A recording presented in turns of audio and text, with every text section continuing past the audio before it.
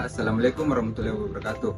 Perkenalkan, nama saya Syarif Hidayatullah dengan NIM 9030012112 dari Universitas Islam Negeri Auladin Makassar, Fakultas Ekonomi dan Bisnis Islam dari jurusan Ilmu Ekonomi.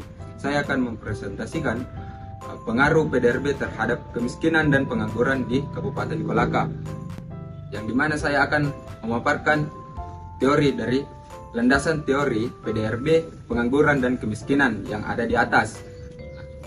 Pengaruh PDRB, menurut Daryono, PDRB pada dasarnya mencerminkan jumlah produksi atau output yang di suatu daerah dalam jangka waktu tertentu dan meliputi aktivitas ekonomi pada masyarakat, sektor swasta ataupun pemerintah. Dan pengangguran, menurut Sukirno, pengangguran merupakan suatu keadaan di mana seseorang sudah memasuki angkatan kerja tapi belum mendapatkan kerja. Dan menurut Emilia,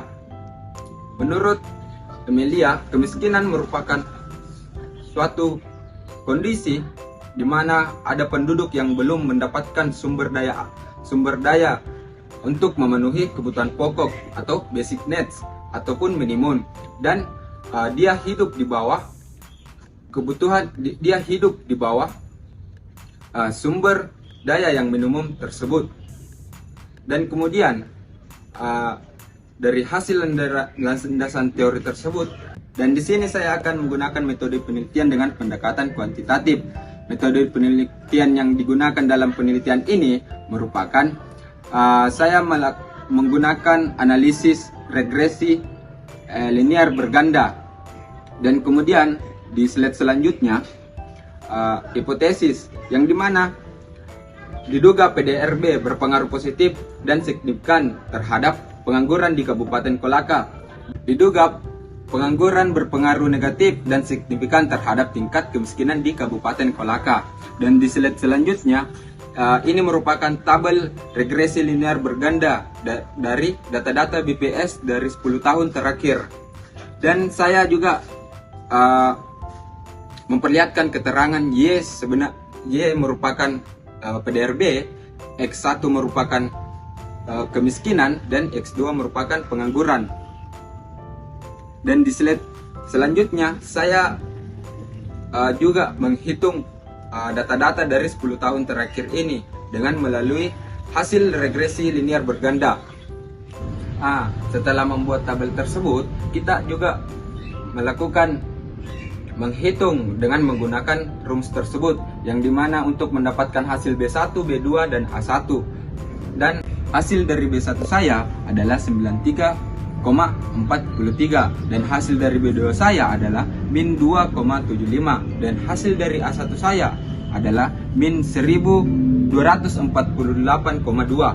Dari hasil perhitungan tadi, kita juga masuk ke dalam persamaan linear berganda, dan nilai A tanpa adanya kemiskinan ataupun X1 dan pengangguran ataupun X2, maka besarnya PDRB atau Y adalah min 1248,28,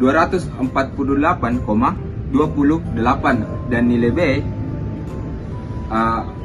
hubungan antara kemiskinan X1 dengan PDRB ataupun Y jika pengangguran X2 konstan adalah positif, atau setiap kenaikan PDRB maka kemiskinan akan menurun sebesar 93,43. Dan saya akan masuk di uji ANOVA, yang dimana ada 4 cara untuk menghasil uji ANOVA. Yang pertama, formulasi hipotesisnya, dan yang kedua, tarif nyata C dan nilai F tabelnya, dan yang ketiga, kriteria pengujian, dan yang keempat, nilai uji statistik atau F0 dengan tabel ANOVA.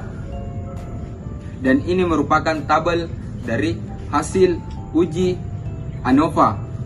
Dan di situ bisa kita tarik kesimpulan bahwa karena F0 min 10,59 lebih besar dari F0,01,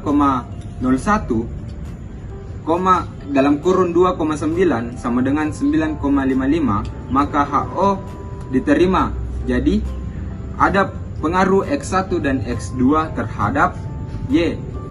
Dari hasil uji ANOVA, kita bisa tarik hasil hipotesis yang dimana variabel tingkat pengangguran berpengaruh negatif dan signifikan terhadap tingkat kemiskinan di Kabupaten Kolaka, dan variabel PDRB berpengaruh positif terhadap kemiskinan di Kabupaten Kolaka periode 2013 sampai 2022. Dan juga bisa kita tarik kesimpulan, dan selanjutnya variabel tingkat pengangguran berpengaruh negatif dan signifikan terhadap tingkat kemiskinan di Kabupaten Kolaka periode 2013 sampai 2022, dan variabel PDRB berpengaruh positif terhadap kemiskinan dan di Kabupaten Kolaka 2013 sampai 2022. Mungkin itu tadi presentasi yang saya dapat paparkan.